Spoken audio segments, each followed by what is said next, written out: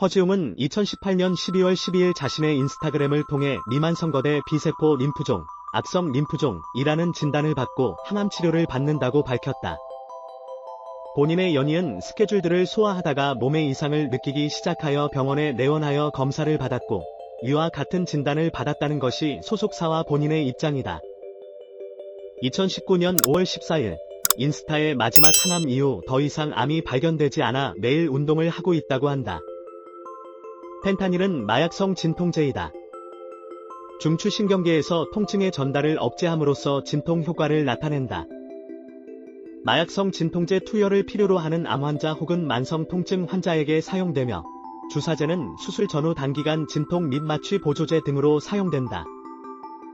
약물 남용의 우려가 있으므로 반드시 의료 전문가의 지도하에 사용되어야 한다.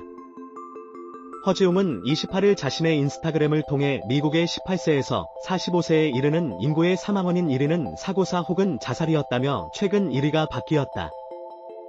마약성 진통제인 펜타닐 오남용으로 인한 사망이다고 말문을 열었다. 허지웅은 총기 사고와 교통사고로 사망한 사람들의 수를 합친 것보다 더 많은 미국인들이 펜타닐 오남용으로 인해 목숨을 잃고 있다며 미국뿐만 아니라 세계적으로 펜타닐 문제가 워낙 심각해서 일찍부터 관심을 가지고 지켜보고 있었다. 이 펜타닐을 보다 강력하고 값싸게 개량해 미국에 대량 수출하고 있는 국가가 중국이다. 그래서 이미 쓰인 지 오래된 펜타닐이 현 시점의 국가적인 문제로 떠오른 것이라고 설명했다. 허지웅은 또한 얼마 전 미국이 중국의 펜타닐 계열 약품 수출업체에 제재를 가하기도 했습니다만 중국은 책임 전가하지 말고 스스로의 문제를 먼저 살펴보라고 반발했다며 펜타닐 쇼크 혹은 두 번째 아편전쟁이라 할 만큼 엄중한 상황이라고 전했다. 허지웅은 펜타닐 오남용이 한국에서도 심각한 수준이라고 지적했다. 허지웅은 문제는 이게 비단 남의 나라 문제에 그치지 않고 이미 한국에서도 활발하게 성행 중인 마약이라는 데 있다며 이 약은 말기 암 환자의 통증 조절을 위한 마약성 진통제다.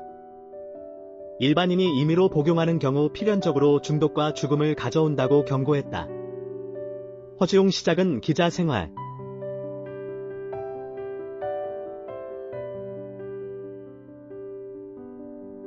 2007년 D1 논쟁 당시 진중권, 이송일, 김조광수 등과 더불어 소위 충무로 기득권층으로 몰려서 뒷바의 사이버 테러에 시달린 대표적인 인물.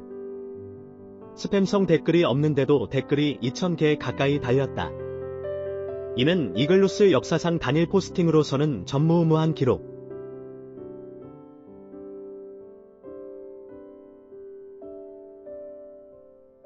야권이 모든 걸 흑과 백으로 나누는 진영 논리와 음모론에 기대어서는 정권 창출이 불가능하다는 내용이었다.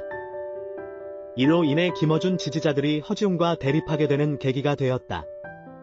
2012년 11월에 영화 26년을 호평했는데 26년 제작둘의 담당자가 트위터를 통해 원색적으로 깠다. 기사가 날 정도로 꽤 유명했다. 2013년 설전에서 김구라가 은밀하게 위대하게 이야기를 하며 똑같은 웹툰 원작 영화 26년을 언급하자 무리하게 개봉일자를 앞당겨서 영화적 완성도를 포기한 작품. 26년의 영화적인 덜 떨어짐을 비교할 수 있는 영화는 근 10년 내에 없다며 똑같다. 허지웅 방송 활동. 허지웅은 까칠하고 직설적인 발언, 마르고 날카로워서 묘하게 뇌세적인 분위기를 주는 외모로 컬트적인 인기를 얻고 있다.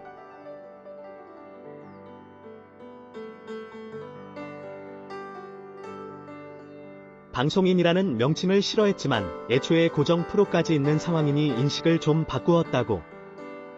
2011년 12월 종편 출범 이후 채널A의 영화 프로그램 무비 홀릭에 출연한 것 때문에 가루가 되도록 까였다.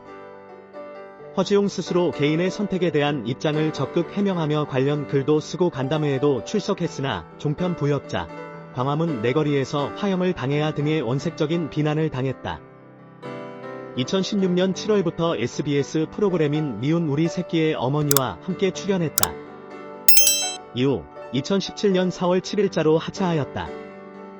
2020년 3월 30일부터 SBS 러브 FM에서 오전 11시부터 12시까지 방송하는 허지웅 쇼의 진행을 맡고 있다. 2021년 6월 13일부터 채널A의 이제 만나러 갑니다에서 남에서 김종민과 함께 공동으로 MC를 맡는다. 허지웅 가정사 생활고 고백. 허지웅은 그동안 운이 없어 좋은 어른을 못 만나봤다 며 멘토 같은 존재이자 자신감을 주는 사람이 필요했다 고 말하며 아버지의 부재와 함께 19살 때부터 모든 걸 혼자서 해결해야 했던 과거를 회상했다. 학비와 생활비, 등록금과 집세를 마련하기 위해 많은 아르바이트를 했다고 말한 허지웅은 당시 뛰어난 성과를 올렸던 텔레마케팅 아르바이트 시절을 떠올렸다. 당시 GPS, 멤버십 카드 등 안 팔아본 게 없다고 전한 그는 아침에 출근하면 그날 하루 동안 제품을 어떻게 팔 건지에 대한 전화 시나리오를 쓴다며 단 한 번도 내 시나리오가 뽑히지 않은 적이 없었다 고 높은 성과를 내던 당시를 회상했다. 이어 고시원에 살면서도 힘든 적이 없었고 옆방의 일용직 아저씨가 남긴 짜장면에 밥을 비벼 먹을 때도 창피하지 않았는데 그런 부장님을 어른이자 롤 모델로 생각했다니 끔찍했다 고 당시에 느꼈던 충격에 대해 설명했다. 한편 엎친 데 덮친 격으로 다음 학기 등록금을 내야 하는데 돈이 없었다 고 전한 허지웅은 소주 3병을 마시고 아버지에게 도움을 요청했지만 끝내 도움을 받지 못해 좌절했던 상황에 대해서도 설명했다. 허지웅 결혼 이혼.